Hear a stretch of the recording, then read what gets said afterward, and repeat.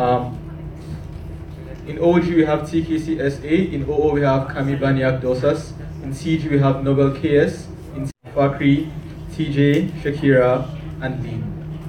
Without any further ado, call upon the Prime Minister. Hear him. Hear, hear.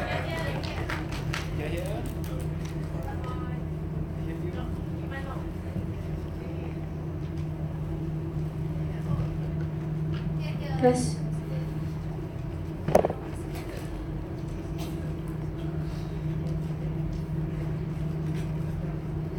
The moment opening government is able to prove to everyone which side better fixes flawed democracy and why progression should interfere in democracy is the moment opening government will take this debate. Few things opening government wants to do in today's debate, right? So 3 things I'm going to talk about. First of all, I'm going to give a definition about flawed democracy, the problem that exists in today. Second of all, why progressives. Thirdly, how we better instill political stability in these countries. And my Deputy Prime Minister will clear to you the importance of scrutiny in these situations and how we ensure stable politics. So first, flawed democracies. We think 3 problems in flawed democracies, right?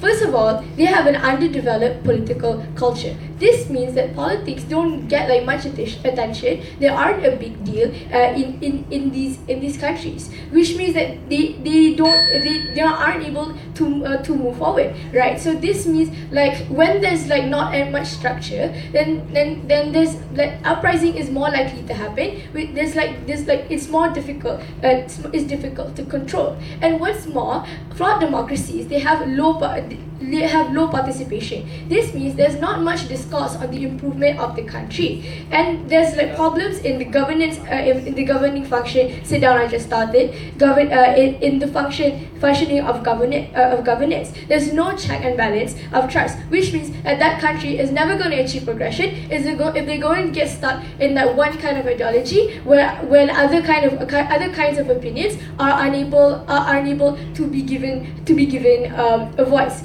Right. So, why exactly progressives? We think that progressives are people who go for progression. Sit down. These people, they want to spark a change in an existing problem. This means that these people who are most likely to be more privileged, these people who are most likely to be influential, sit down.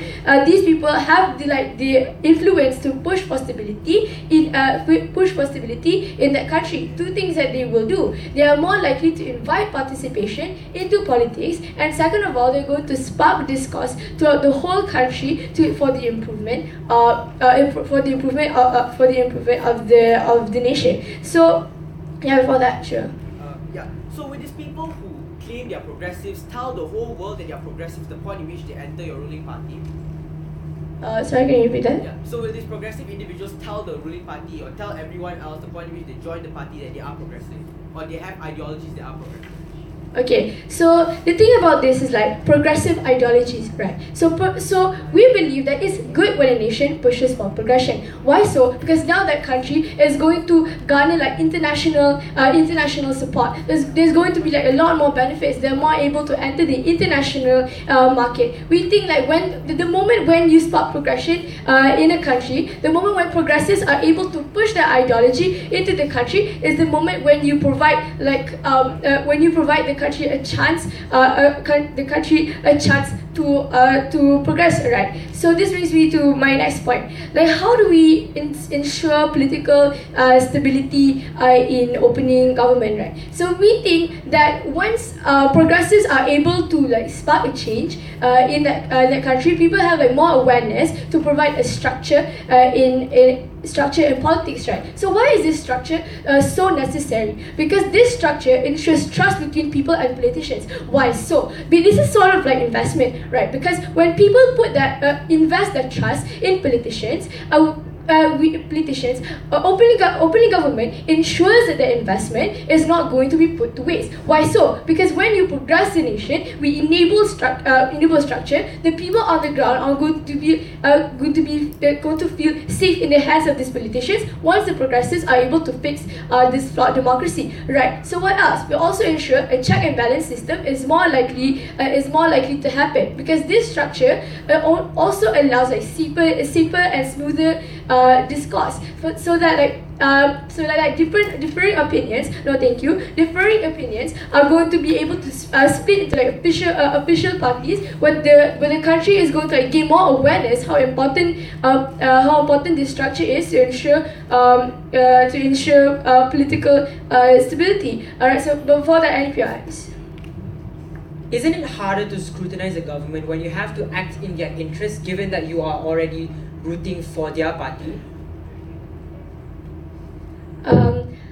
That will further be explained by my Deputy Prime Minister, because I've already told you how it's important to have scrutiny and to ensure political stability. So let's draw a comparative, right?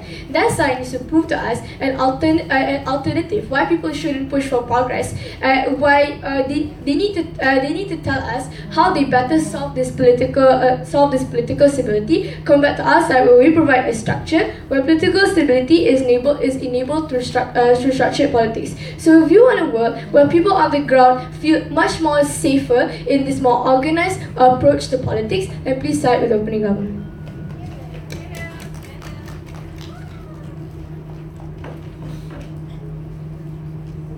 Thank the Prime Minister. Let's call upon Leader of Opposition. Yeah.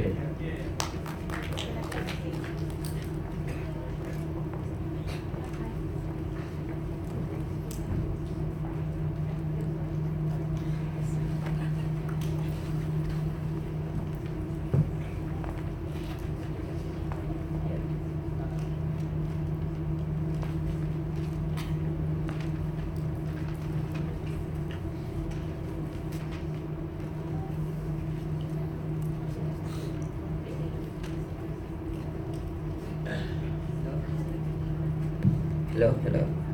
Hold on. Where's the mic? Are you guys having the mic?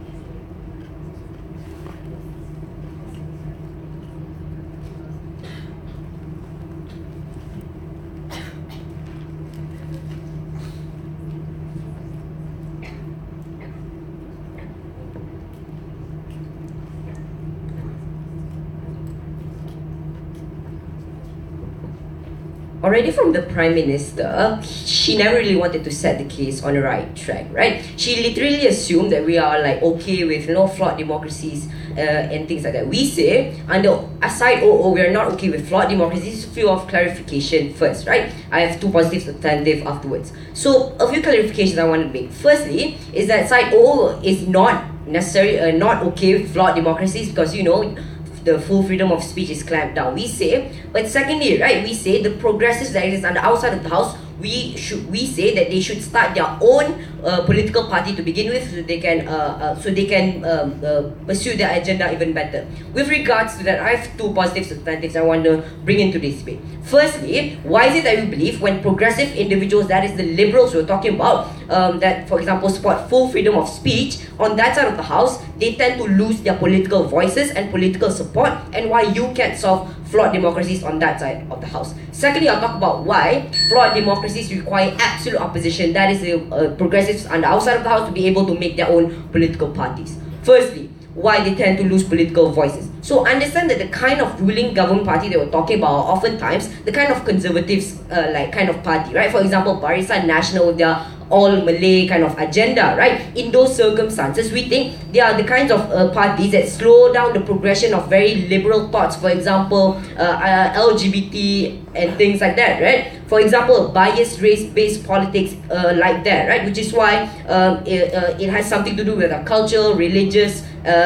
agenda, right? Secondly, understand what and who are these kinds of progressive individuals we're talking about. We say those are the kinds of individuals who want to make change in society to begin with. We support those kinds of individuals, right? So secondly, right, I think it's a little bit important how they lose political voices. We say at the point which these kinds of liberals that really want to make their own parties, when they join very big these kinds of parties, for example, to Dr. Mahathir in UMNO, we say those are circumstances where he would be heavily scrutinized by the ruling party to begin with. Why is this the case? Because he want to maintain the the leader of the party want to maintain the precedence of the party as well as follow the party's agenda, right? For example, what are the harms of this, right? We think they will actually start losing political voices at the point which they are, their thoughts are denied because they are surrounded by the people who are conservatives to begin with, which is why Tun Dr. Mahathir left UMNO so that he can pursued his political agenda further in Pakatan Harapan, for instance, in order for him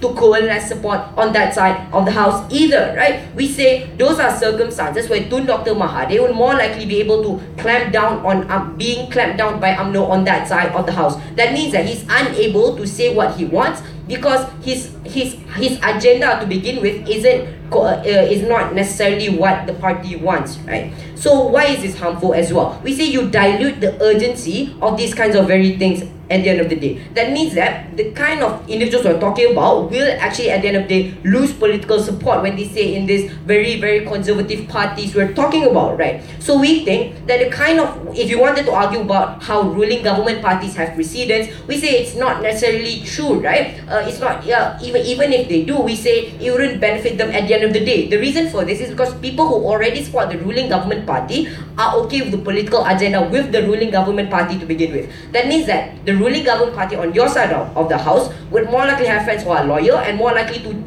deny the words coming from your very progressive individuals. Secondly, why flawed democracies require absolute opposition. Understand what and how flawed democracies work and why they are why are they in flawed democracies to begin with. It suggests that these ruling parties come in the form of political dynasties. Often the same party have been ruling for a very long time in suits of the nation, the identity of the nation, that is Barisan Nasional, winning the hearts of Malay, and giving all these very Brim as well as Bumi Putra privilege, right? We say we're going to give you why structural reasons as why it's harmful on that side of the house when these progressive individuals join these kinds of parties. Firstly, their interest to clamp down on political dissent is much harder. Why is this the case? They aren't able to lead the party to begin with at the point which they are already surrounded by individuals who aren't okay with their political agenda to begin with. For example, Syed Saddiq or things like that, right? That means that on our side of the house, when these kinds of progressive individuals we're talking about, like Tun Dr. Mahathir, has his own party, that means that he's able to have a more effective way of leading the party to begin with and setting up his political agenda, right? So we say it's harder on your side of the house to be able for these very progressive individuals to come out and say why it's harmful. So how is it an absolute opposition on the outside of the house impacts the world? We say when there exists an absolute opposition, for example, very progressive individuals leading an absolute opposition, then you can on our side of the house, you are able to coalesce support who are actually liberals as well in comparison to your world, right? So the kinds of individuals or liberals that exist under your side of the house will more likely be exposed to all these kinds of things. More likely, if they argue about something, the full freedom of speech, for example, they'll more likely be diluted by their friends, for instance, because all the people he's surrounded are very conservative. That means that when our side of the house, we are able to have like a multitude of liberals talking to each other. We say in those circumstances, you are able to coalesce support as well, have a stronger message at the end of the day. Yeah.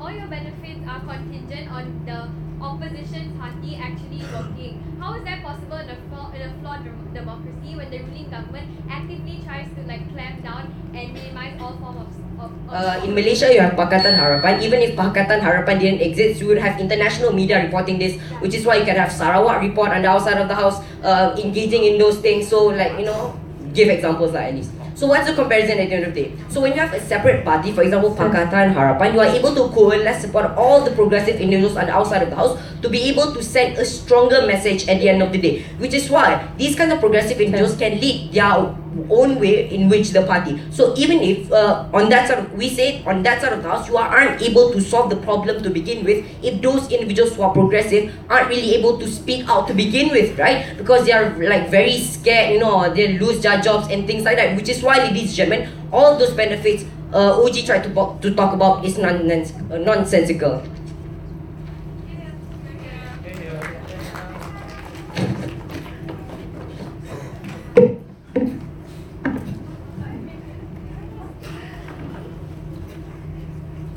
Okay, can the audience keep their voices down?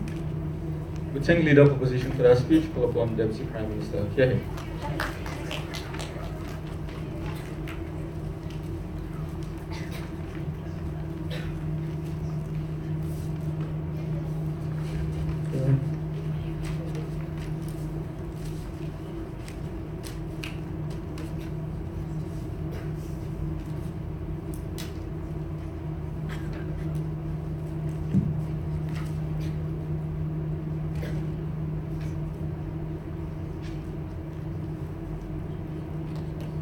We think it's very convenient for opening opposition to argue that the moment these progressives start a new party, people are going to easily buy into their ideologies, and that this urgency is going to spread within people on the ground, right? Two things I'll be doing in my speech. Firstly, rebuttals, and secondly, I'll move on to my arguments. Firstly, let's respond to the speaker before me, right? Firstly, let's look at the model first. They want progressives to start their own party.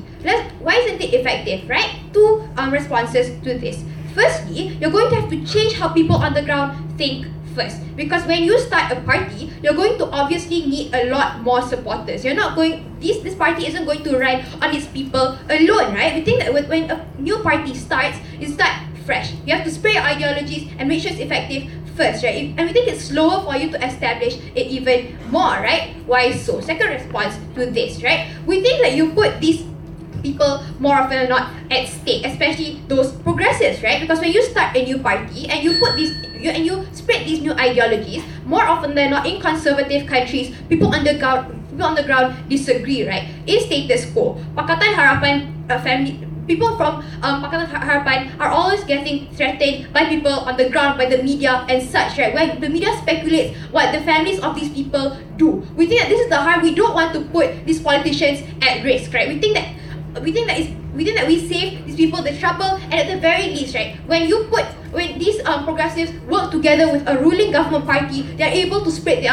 ideologies even easier, right? I'll explain that further on in my speech, right? Next, on how they want to talk about how we dilute the urgencies, right? We think that the moment you set a new ideology, it's difficult for conservative countries to accept this idea from the very get-go, because it's different from what they have voted in the first place. We think that their model doesn't work as well as our side of the house, right? We think that when these progressives work together with a ruling government party, that is when you easily allow people to accept your ideology in the first place, right? Before I continue on the arguments, sure. So how can you argue in the same breath that individuals will be hurt or their lives are at stake because they're different, but also say that they can work together with the ruling party who have no incentive to care or cater to your progressive ideology? Okay, I'll touch that later on in my arguments, right? Let's move on to my first argument. I'll be answering my arguments in questions, right? Firstly, on why the progressives ensure a more progressed country or fix political instability, right? Realize that more often than not, these progressives are from people on the ground. They are people who live in these circumstances where your government has failed to take care of them in the first place, right? Because of this, they are the people who know what are the troubles your people on the ground face from the very get-go. These are people who actually opt and are brave enough to spread their ideologies, are people who feel like it's so dire for you to actually spread its ideology in the first place, right? Where they opt for a change even better. We think that these are people who have the most incentive to fight for change, and because they have the strongest ideologies in a community, right? But why is it easier for them to work with a ruling government party?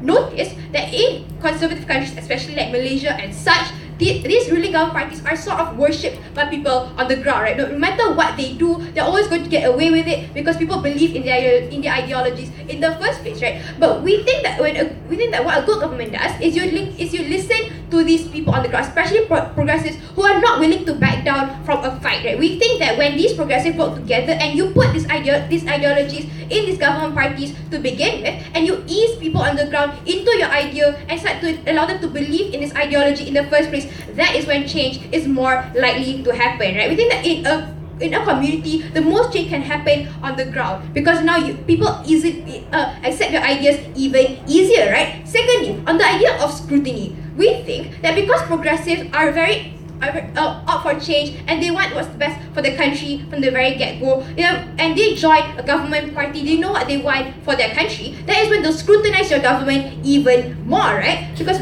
we think that if if no one interferes with your government, you're never going to know whether or not your government is doing their job in the first place, right? Because there's no one to pinpoint what exactly is this government's mistake. We think that the moment these progressives join these kinds of join these ruling government parties, and you internally fix the problem, you hold meetings, you try to establish new policies to help fix these structural problems on the ground, whereas your country can get the most amount of progression at the end of the day. That is when a lot of people can opt for education, where there are less homeless people on the streets. We think that also at the house, when you have people on the ground working together with your government, that is when you can pinpoint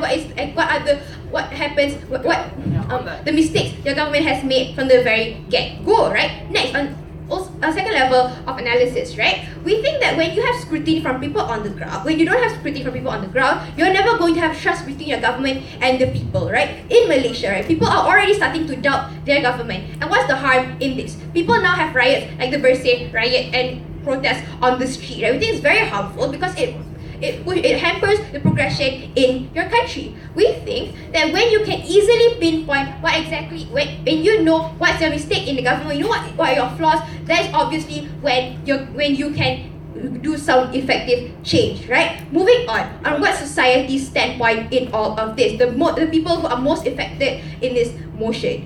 Two levels of analysis, right? Firstly, best case scenario is they'll feel safer in the hands of the government.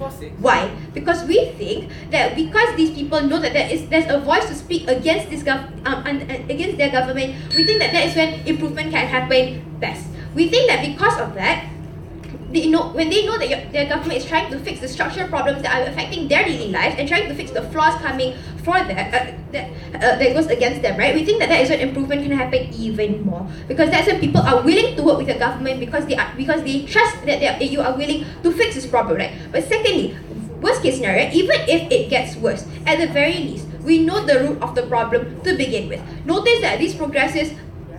Reminder, right? These progressives are more often than not from people on the ground. People who have strong ideologies, they know what they want and they know what they don't want, right? They know what's best for them and what's not. We think that because they have the ability to scrutinize what is wrong, what's the structural problems in your government, therefore fixing it will be easier. Because now discourse can happen within your government party, discussion can improve even better. Because now your government doesn't just consist of people who are privileged and liberal in your government, but they also consist of people on the ground at the end of the day. For a world where structural problems are fixed in a country, where you get to the root of the problem and these people's lives are safe, let's go with side opening opposition. Government.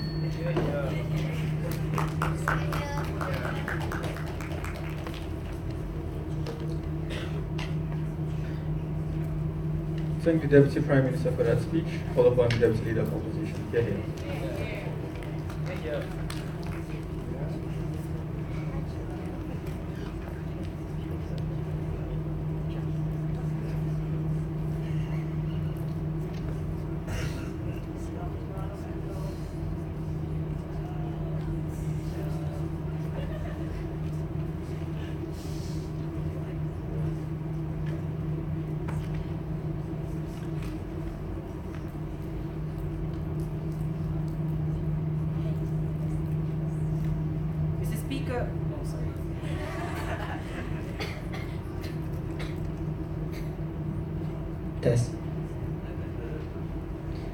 Mr. Speaker, most democratic governments on the face of the earth depend on the flaws of democracies to operate, that they use entrenched and cultural and historical precedences to reaffirm their position as a government more often than not.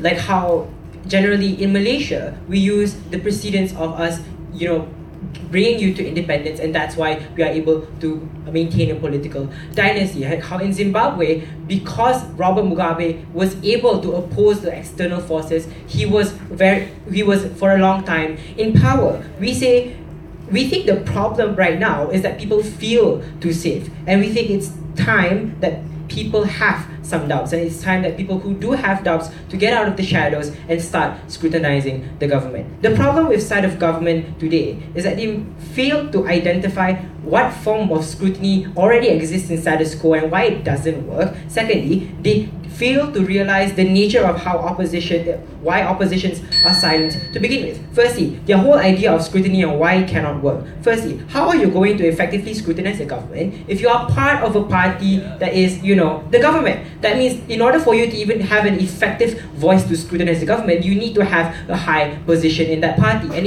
in order for you to climb that, political ladder, you have to always act in the interest of that party, because how you can get promoted or how you can even be voted into becoming a parliament representative, you have to act in the interest of the government, which is often not under scrutiny. But we get it. The reason that it doesn't work suggests that a lot of people, a lot of the voices, a lot of the doubts that people have today, a lot of progressives tend to hide in the shadows. They tend to operate underground. They tend to only exist in the form of political dissent blogs or in the form of very silent scrutiny. So this suggests that there's already a foundation of support for scrutiny, but the question then becomes, how do we uplift these voices from among society, and how do we give them a bigger medium? We don't think that making them part of the government is going to solve that. I'm going to give one substantive, which is how you will proliferate political engagement across the board. Firstly, the birth of progressives and political enthusiasts in general come from a vested interest in politics and an awareness of the problem. This means that the younger generation today grows up in a political climate that superficially puts them into the privilege of not being affected by politics. That the majority of people living in centralized areas, or the majority of Malays living off of privileges, make them live in negligence. They don't engage in active scrutiny of the ruling government because they don't know there is any need for scrutiny to begin with. That means we are able to proliferate political engagement is when we have an active opposition, an active party that you can opt into, that you can relate to in terms of what are your political beliefs and such. What does this mean? That means even people who don't believe in your form of scrutiny or your liberal propaganda, you still require every individual on the ground to identify and reassess their political values. And they have to take sides. Because obviously, the formation of a political party, of a strong political resistance, suggests that the political climate will be very intense, that a lot of the media will be flooded with news of comments from politicians, scandals, stuff like that. These things may seem toxic and may affect the safety or the general health of societal of the media, but we think it's a good trade-off insofar that the visibility of problems is able to be uplifted. Secondly, we think that the nature of people just not knowing about politics is also a problem. We think the ability for them to opt in and engage in this political battle is what is going to be the catalyst of them becoming those progressives that we want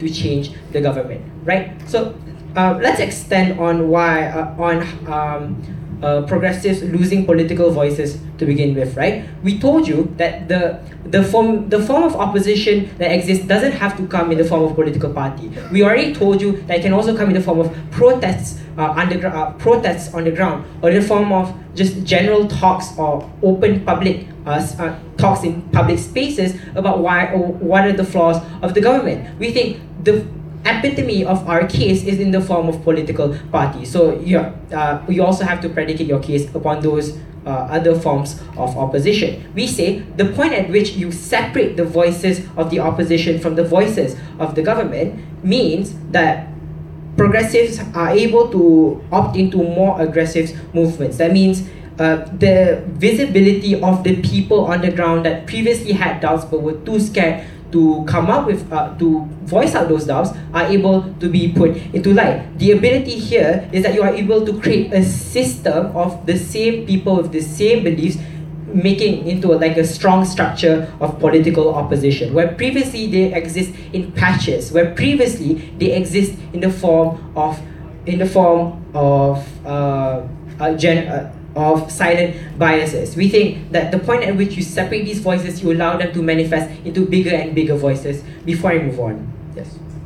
We think that when there's going to be one progressive operating in that certain government, how will you compare the attention that is garnered by that one progressive with your party? Because obviously there's Okay, sure. We can see that to a point, it's a game of numbers. The critical mass of people who support the government is just too many compared to the one person, one progressive who wants to start a political party. But at least the ability of him to start voicing out means that he will take in even the small amount of people that have mutual feelings about the government, and they can form these small patches of support. We think these small patches of support is what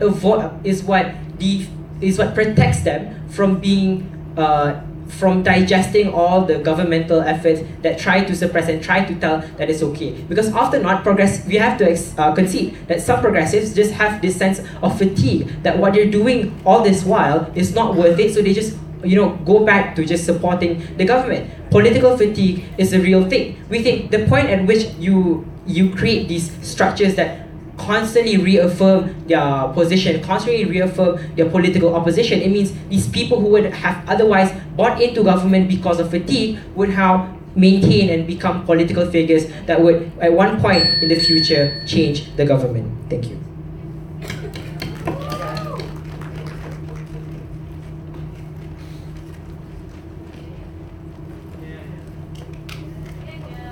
Thank you, Deputy Leader of Opposition. To begin the closing exchange, Member of Congress. Yeah.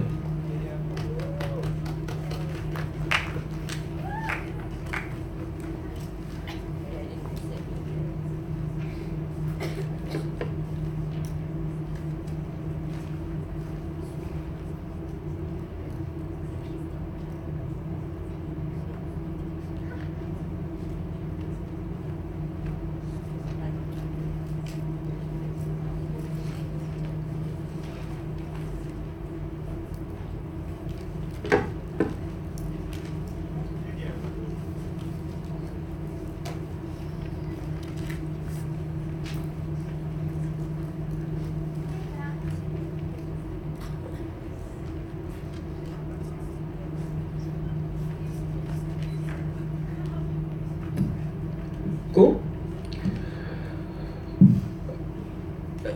The case of side opening government was largely very assertive, and they tell you things like, we're going to have better discussions. I think closing government will be the first house to tell you how these discussions happen, why these things happen, and what's the importance of these things. That being said, I'll answer 3 questions, rebuttals and extensions integrated, right? Firstly, will making this new party work? Secondly, why do we hold the ruling party more accountable to information? And thirdly, how do we create better change from within? Firstly, will making new parties work? One, the fact that these flawed democracies are ruled by corrupt governments means that it's hard to fight against them, because they often take away your very platform to voice out the views and give the information that opening opposition wants you to give. So there's more voice in a world where the ruling parties don't have an active incentive to clamp down on you. Secondly, we think oftentimes in a world where people are not politically participative, they're often afraid of complete change. Especially in a world where they are unaware of the problems that plague them, they are unlikely to take such a gigantic risk in voting for a different party when this party has been ruling over them for hundreds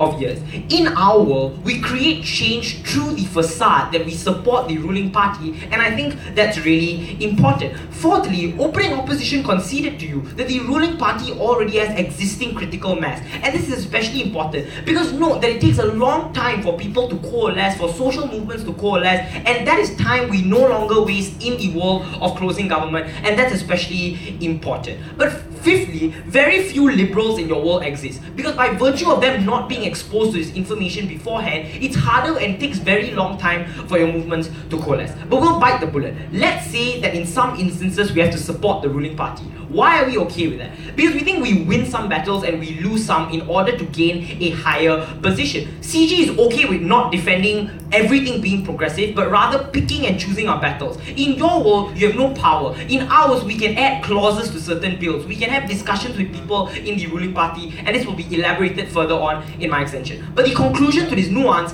is that we have more capacity to, while losing some battles, win battles on certain fronts, and that in itself is a good. Have a seat, Sanji. First extension, how is the ruling party no longer able to hide their information? The premise is simple. In order to keep their stranglehold on the country, ruling parties, while not explicitly interfering in elections, often hide information, manipulate statistics, pay off media outlets. Why? Because considering the lack of political participation, insofar as there is not a huge controversy that rocks the country, the ruling party still maintains power. What happens now? Three things. Have a seat. One, progressives now have access to government meetings where information of governments and statistics are now discussed. Secondly, they are in the vicinity to hear different conversations that go on within parliament. Thirdly, they have more access to government statistics and databases that they wouldn't have had as normal citizens because of by nature of these governments being in flawed democracies. Why is this especially important? This means, have a seat, they can use this information to either A, use it in speeches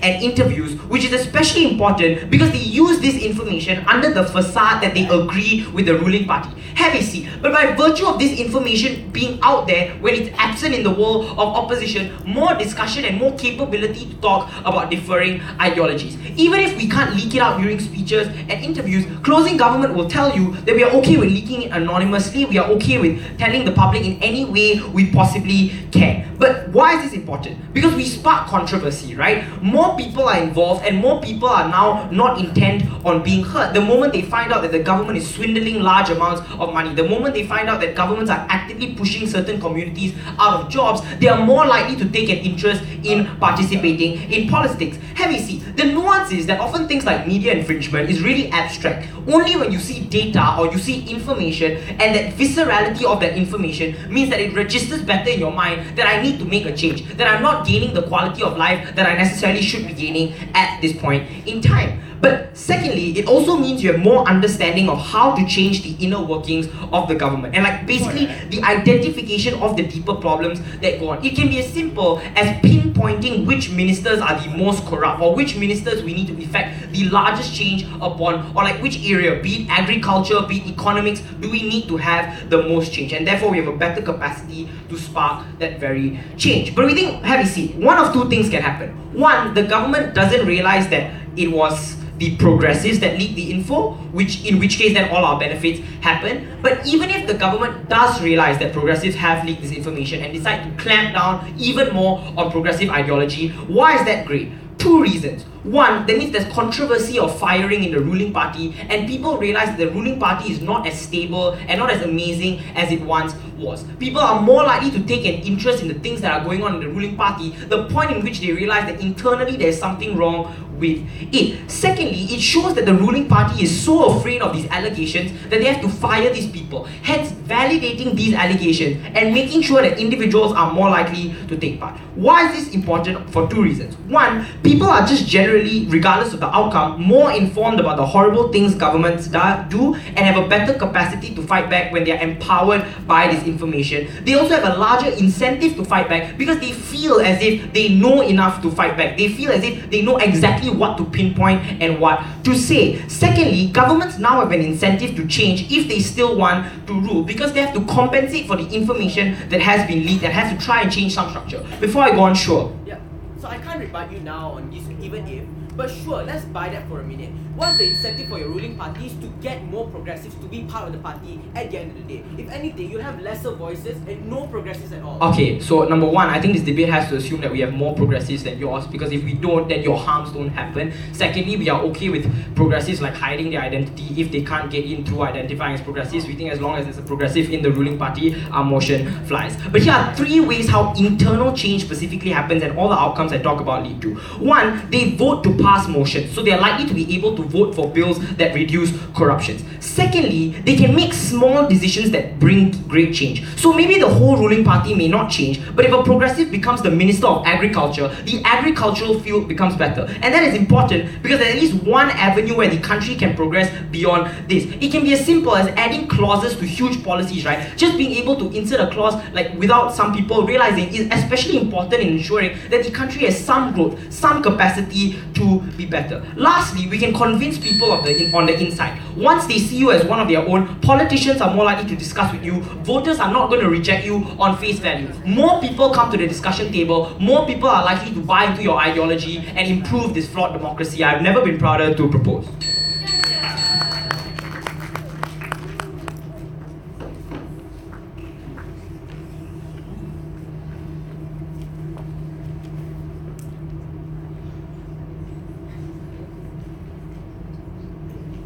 thank the member of government for that speech. Call upon the member of opposition. Hear, hear.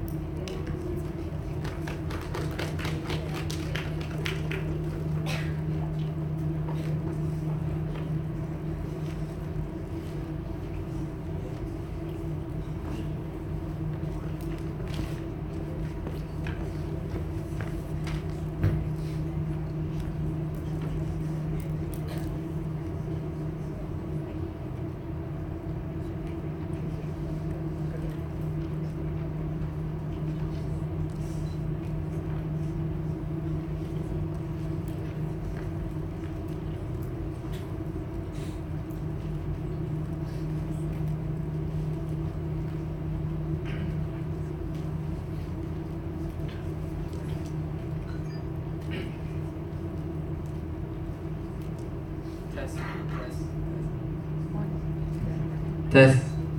Test. Okay, good. Alright. When it comes to changing the way in which a country functions and the way in which policies are being handled, one of the biggest things you need to tackle is the psyche of individuals on the ground. One of the biggest things you need to tackle and recognize is the way in which people react to ways in which you want to bring in change. And from closing opposition, we have two extensions for you. Firstly, why slow and moderate change is a much better approach than aggressively inputting your progressive ideas. And secondly, why in principle, closing opposition fights the fight better. Rebuttals will be integrated, but before that, one thing that doesn't fit in. And this is with regards to closing government's argument on how now individuals or parties can call out the ruling party and see the flaws and see when they clamp down on like the media, etc. I think this is very I think this fails to regard the fact and the strength of these governments that are in power, considering that these are governments which have mass amounts of money, has mass amounts of control over their media. I think it's difficult for individuals to be able to see through that cover-up so easily in order for that benefit to run. But later on in my argument, I'll also explain as to why this calling out is much better in our world. So first extension, why moderate change is better than an aggressive way of inputting your idea. Have a seat. I think closing government was correct in pointing out that people are afraid when it comes to challenging their ideologies. But I think in the world of closing government, or in the world of government, you challenge their ideologies in a much more aggressive manner, where you totally disregard their choice when it comes to choosing their ruling party to begin with, and you put in your progressive individuals within that, and these are individuals who do have power when it comes to determining your policies, etc. And this way we will also extend from opening opposition in terms of the new party, right? What does starting small then look like? Means like starting in your neighborhoods, proceeds to your town, in your state example. Sure, it may take longer, but I think it's less invasive of existing ideologies that exist within your society. When we slowly talk to individuals on the ground, I think that is better compared to in the world of government, where you immediately put in individuals of differing opinions into positions of power, and these are individuals who can have an impact onto your lives, and you've totally disregarded the choice of these individuals on the ground. I think in the world of closing opposition, it is far better, because we create that better foundation for this new party to begin with, right? So what is the outcome that we then have? We think this is where it's easier to bring more people to that political discussion. When more people support your progressive party, when it starts small, because you're not as aggressive as the world of government, because now you're actually talking to these individuals, you're slowly approaching these individuals rather than bringing a huge change without actually asking these people for what they want. I think that's when things and benefits from closing government, such as having more data when it comes to people on the ground, is much better in the world of closing opposition. We have more pressure for your governments to change, because the way in which we fight for that change, or the way in which we fight for that pressure, is far better. How do we then compare this to the side of government? We think opening opposition said that progressives are drowned out in discussions within the party. We say there is way more than just that. We think it's difficult to tackle the psyche of people on the ground now, because number one, it is aggressive because you change the people who they voted for. So they voted for individuals who are conservative, and you now immediately change these individuals to far more progressive groups of people. I think that's why they're less likely to want to buy into those decisions and those ideologies. But secondly, I think lesser progressives on the ground can contribute to your discussions. Why? Because I think there will be more discrimination and and blame towards these groups of people, because these are people who affiliate themselves with these individuals who came into and invaded their ideologies. I think that's why it's much more difficult for you to push your ideas and push your progressive rhetorics when it comes to society. But before I proceed, Yash. Don't you think that it's easier to cover up like different media outlets as opposed to having to cover up your own minister who's speaking under your own party? Because doesn't that spark the very controversy that we talk about? So I think if there is controversy when it comes to your side, and this is where we answer the question, right? Can your change from within actually happen? I think it's very difficult for progressive individuals within your ruling party to want to be controversial. It's difficult for them to want to step out of line. Why? Because the point in which people know that they are the ones who voted for all those progressive policies, for example, that is the point in which these are people who will be discriminated. These are people who will have fingers pointed towards them, and at the end of the day, this is when the ruling party can kick this person out. And the point in which that person is kicked out, that is when you lose the most progressive of individuals from within your party. And I think that is when your benefits fail to exist. So no, your progressive individuals cannot be controversial because these people have to suck up to individuals within their ruling party. But even then, even if your progressive individuals can pass these policies, I think even if they can do so, I think it will lead to much more backlash on the ground because you don't tackle the grassroots of the issue. You don't tackle the psyche of individuals and actually try to garner their acceptance towards progressive ideologies. Rather, you just bring it in just because you feel it is better. Second argument as to why in principle we fight the fight better. So side government claims that a flawed democracy is extremely problematic.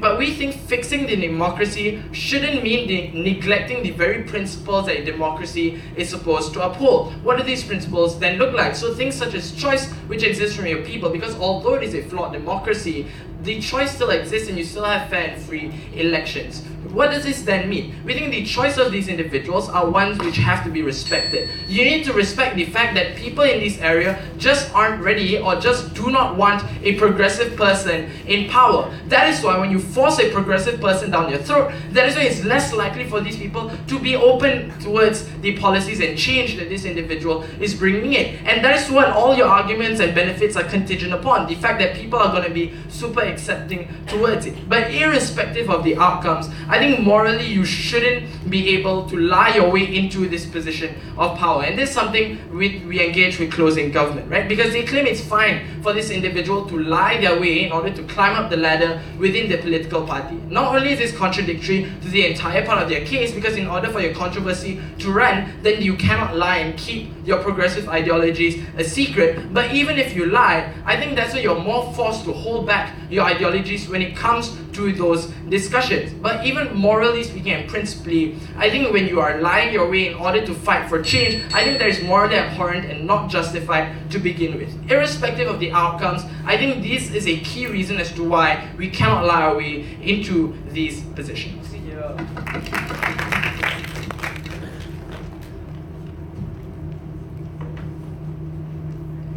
Thank the member of opposition for that speech. Call upon government, we hear him.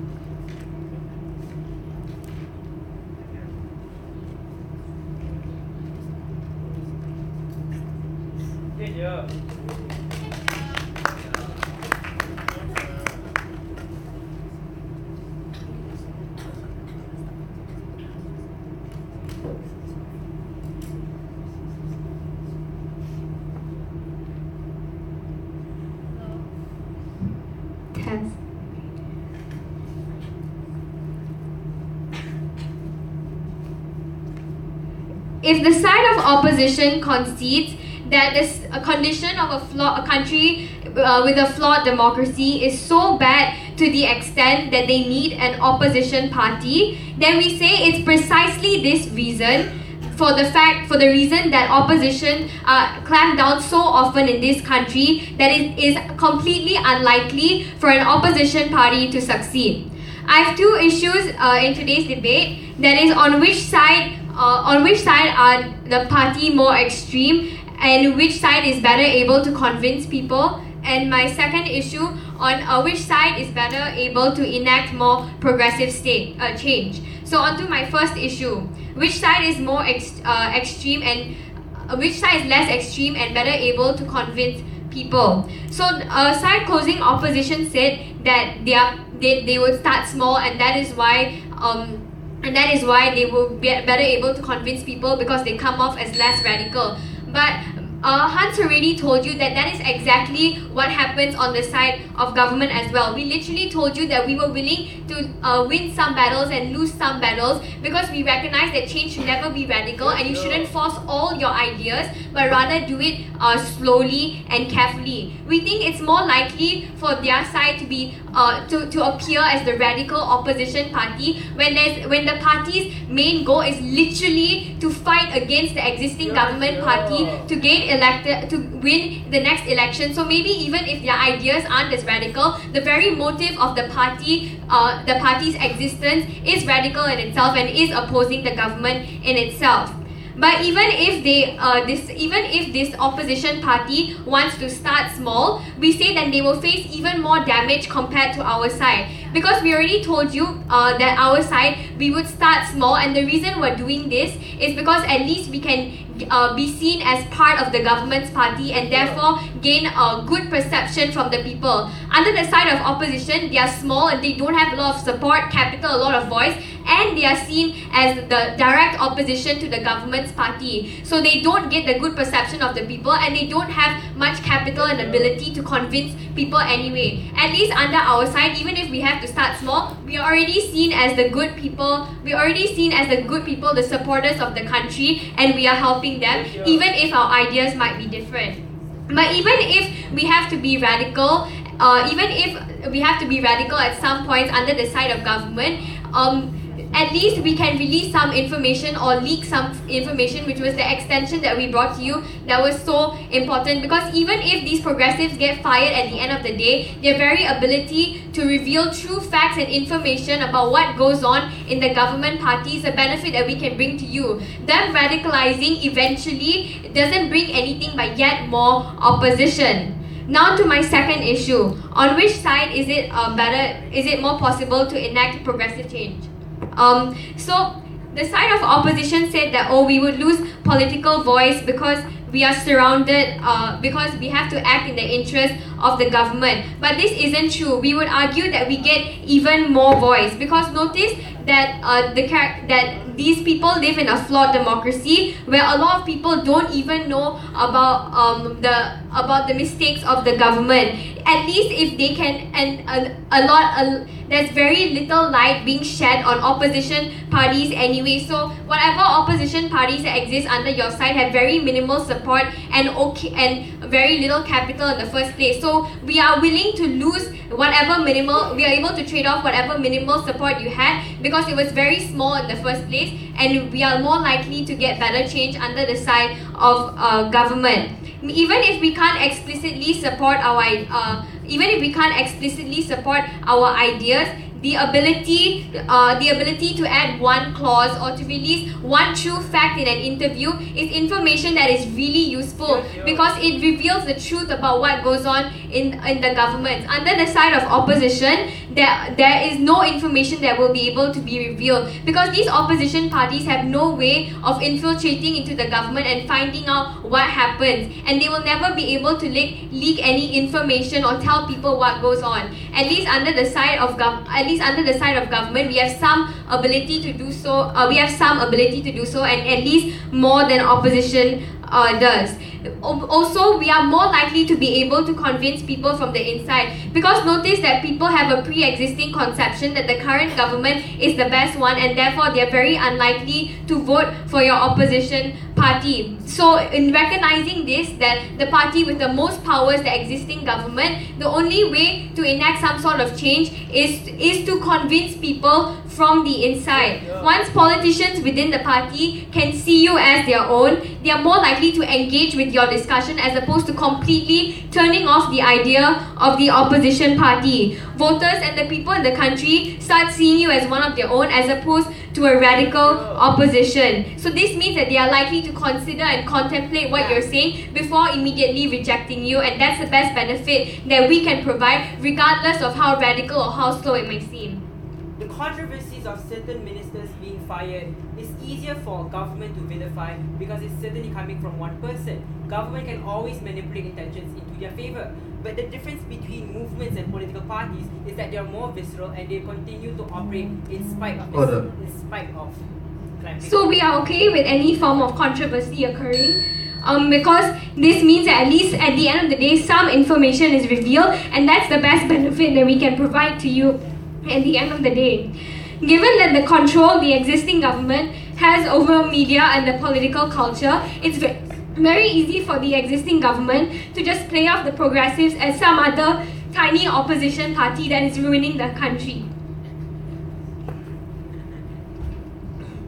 It's very easy for the government to demonize this opposition party and make them seem as really radical, and people are more likely to be turned off from them. When they join the party and they are seen as good people, that is when people are more likely to buy into their ideas.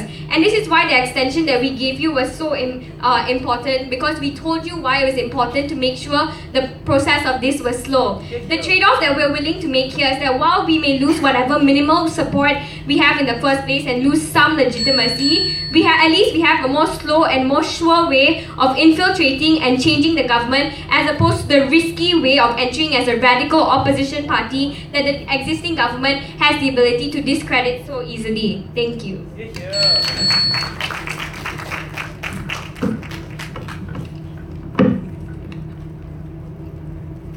Thank the government wing for that speech. Call upon opposition wing. Here.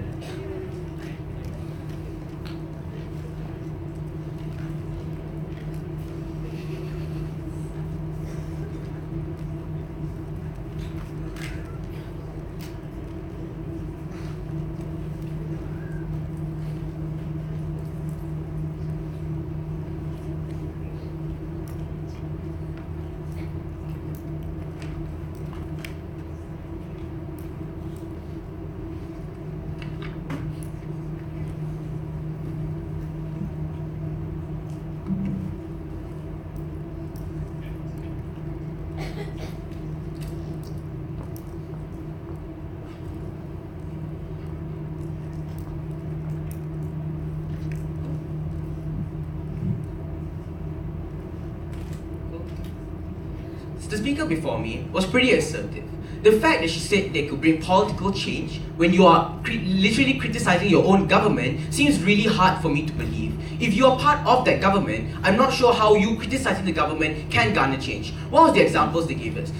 They will give speeches and interviews where they give facts that show these people are corrupt. What was most likely to happen? Number one, your ruling party will say that this individual is just lying, he doesn't know his facts properly, he's not part of the inner circle of the ruling party, so he doesn't really know what he's saying. Or number two, they'll just fire the individual and stop hiring any more progressive individuals to be part of that party at the end of the day. So I'm not sure what progress you say you will bring out as a whole. The second thing they told us on how this can happen is that they are seen as good individuals.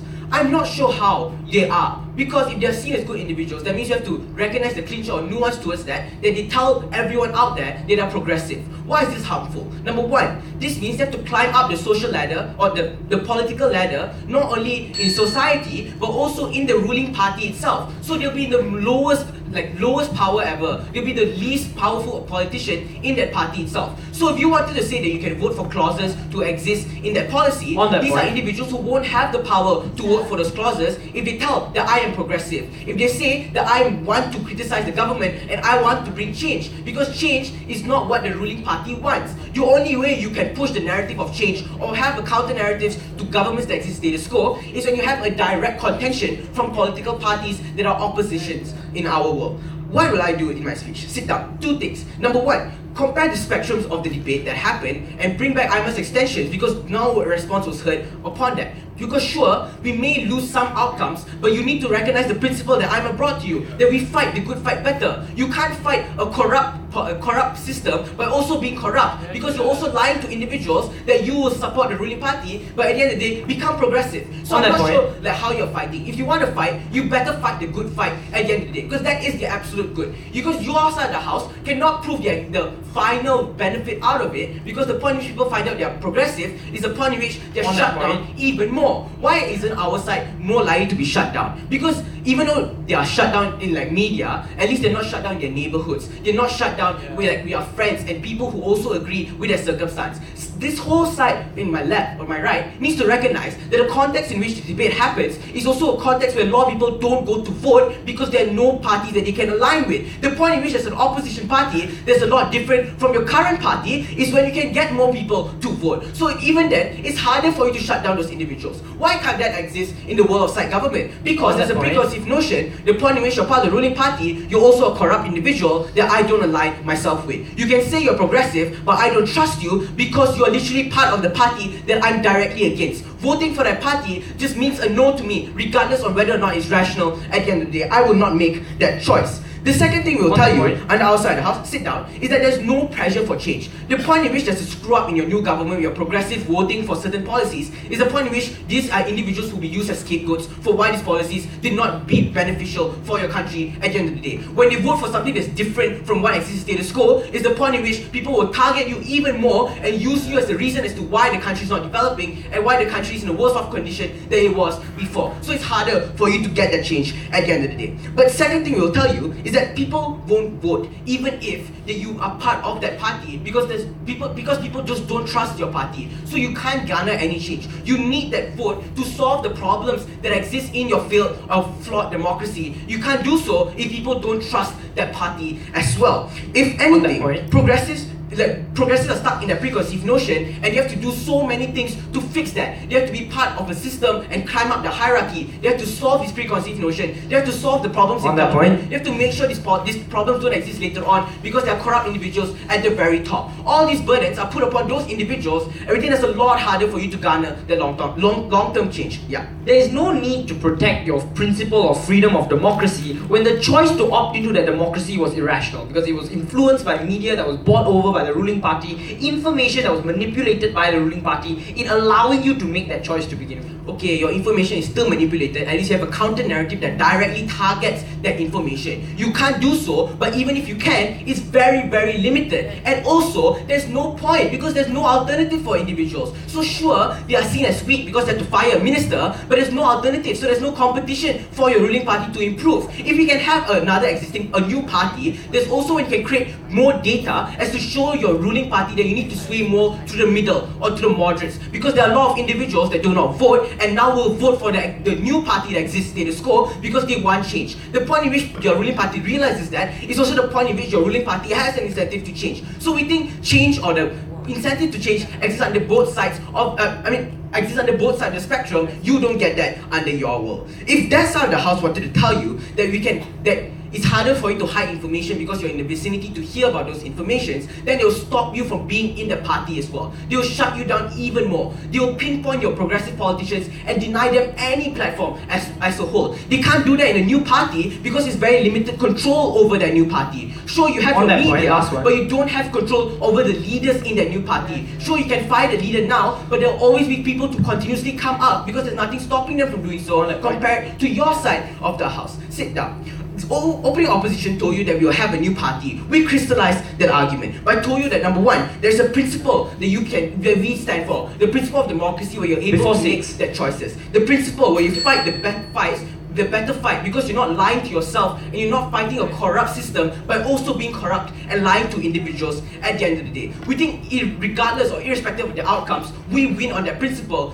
Not only because there's no engagement from that side of the house, but we didn't hear as to why that principle didn't matter. Because sure, if you want to talk about outcomes as well, that principle leads to more outcomes because there's more data collection now. The point in which people know there are individuals who are now wanting to vote. But the win itself, in and of itself, is that there are more individuals who be part of the political discussion. There will be more individuals who choose to vote for your new party, and that's a win that we attain under our side of the house. We may not fix all the problems of a flawed democracy, but else we solve some of them. That's how the House told you that we can pinpoint mistakes. The only way for you to do so is having that new party, is having the ability to directly clash with the individuals without more barriers that exist than what you have in status quo. What's the comparative? The best case under our side of the house is a new party that directly clashes with the individuals. We may not win, but at least we clash, and that clash is good enough because you prove or you show the world that there are problems, and there are problems that we need to fix at the end of the day. We back to close. Okay, thank all the parties. Press the floor, shake hands.